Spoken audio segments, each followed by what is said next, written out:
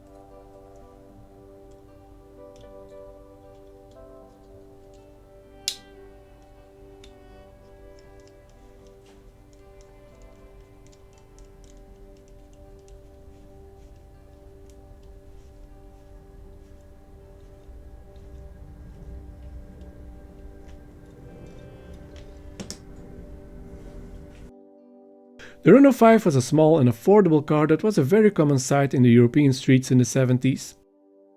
Almost every diecast brand made a model of it, and Majorette even made 3 different models of the R5. This one had seen better days with chipped paint, a cracked side window, wonky side mirrors, and a half-eaten antenna. A good model for a simple restoration.